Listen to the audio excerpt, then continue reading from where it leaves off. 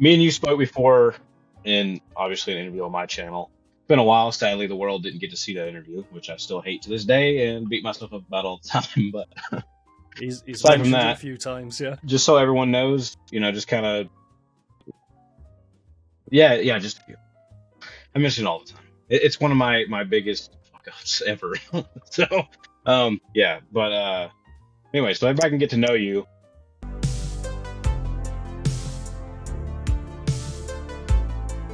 Like, just dive into your background a bit, into getting into the games industry and stuff like that.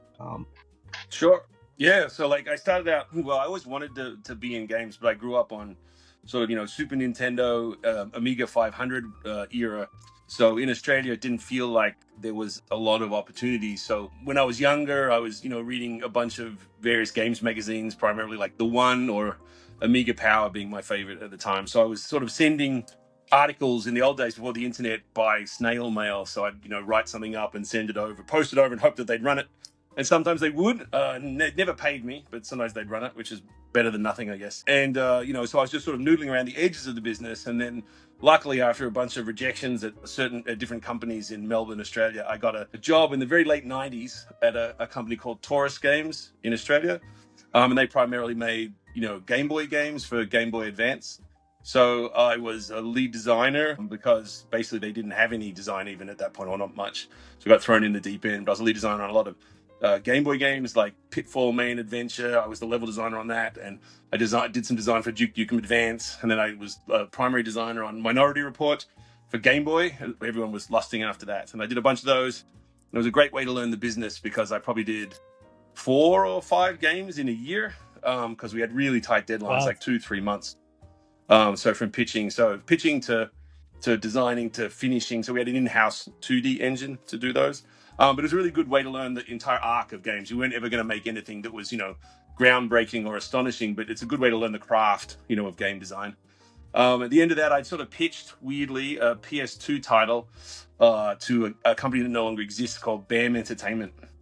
And it was going to be based on an old Colin Farrell star vehicle called The Recruit. And then that came out and didn't seem like it was going to be, worth licensing. So we changed the name to Ice 9. And then right at the end, when BAM was running out of money and they weren't paying us, I was like, I got to get out of Australia. And luckily, the producer on that project had gone to EA. And so he hooked me up with interviews at EALA and Maxis. And I ended up getting a gig at Maxis where I was the lead designer on a lot of the console Sims projects, like Herb Sims in the City, which was pretty terrible. But then the Sims 2, which was pretty good. And then Spore, I went over to join Will Wright on Spore. So I did that for a bunch of years. Then came up north to work with that producer who helped me get out of Australia again as a creative director on Army of Two, The 40th Day. And then went to Ubi for 8 years, 7 years? Yeah. About that. Anyway, and I was creative director on Far Cry 4 and Assassin's Creed 3.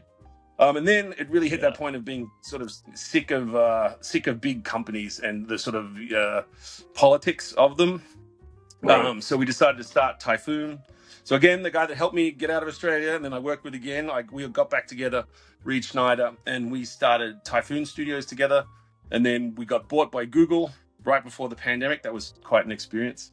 So we spent about a year trying to convince Google to be creative and failed miserably, absolutely miserably. And then got booted out of that. And the only good bit of that was we were all of us unemployed at the same time. So basically we decided to reform. So we've kind of had the company 8 years, with one of those years, or 7 years, with one of those years being inside of Google. And, we shipped Journey to Savage Planet just before we went to Google. Then we shipped Employee of the Month edition as part of Google. So if there's ever a book written, one of the footnotes will be, what is the only video game published and paid for by Google ever in the history of time internally? And it'll be Journey to the Savage Planet, Employee of the Month edition. And then after that, refounded as Raccoon Logic. And now we ship next week Revenge of the Savage Planet, which we're pretty excited about.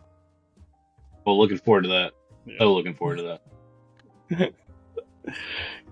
So it's quite a trajectory, right? Going from Spore to Army to the sequel, not the first one. So like.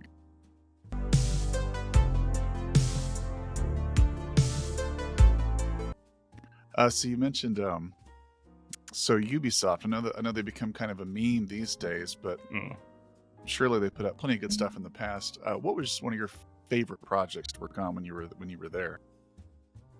The two big ones we had, there was a third sort of new IP that didn't go off the ground.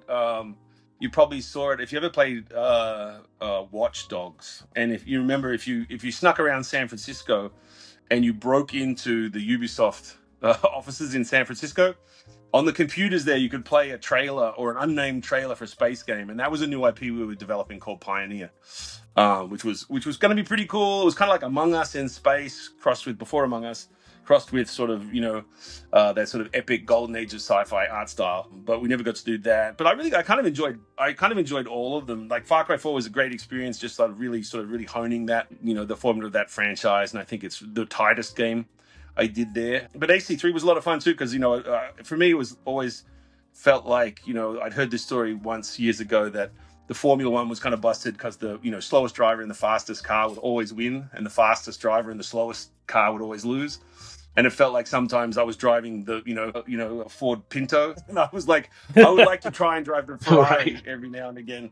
So we went to Ubisoft, and they go, it's sort of like money's no object on their big franchises, and you get some time. And at that time, which was sort of, I guess, 2009, 2010, they were still in a really good spot, and they were very creative, and there were a lot of senior people there, and the management was very tolerant, which also become the sort of noose around their neck, I think, lately. But they've lost a lot of the good bits. But they were very welcoming, and we got to try some really crazy stuff. And we put the assassin on a boat, and everyone said, he isn't a pirate, but turns out he could be. It was a lot of fun.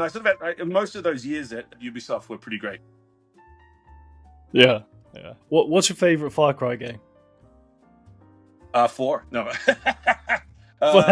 Obviously, I don't know. I think 3 is probably the one that refined the sort of modern formula most. There's a lot of cool ideas in 2, but it's a bit rough around the edges. So probably 3 if I had to pick one that wasn't. Yeah, I'm ashamed to admit that the only Far Cry game that I've played is Blood Dragon, which I thought was exceptionally good. Hey, that one's good though. That's a good. Yeah. It was good. Yeah, I'm a big fan of Far Cry Primal. Actually, there's just something unique about it, and it's more old caveman aesthetic kind of thing going on.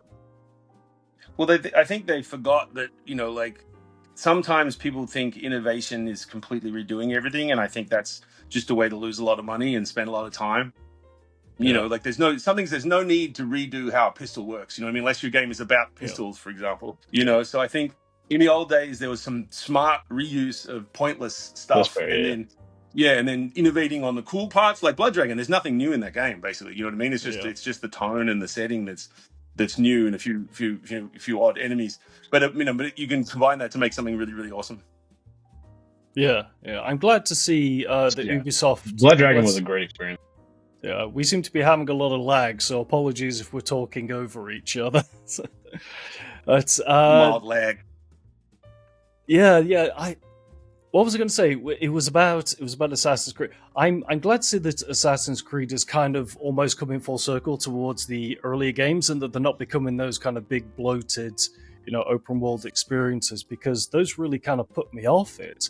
I believe it may be Medium that would disagree with me, but the game set in like Egypt and stuff, I think that it takes far too much long to do that. It's about the contained experience and the quality of it rather than the size of it. I mean, what's your philosophy on kind of game design in that way? Do you think bigger is better?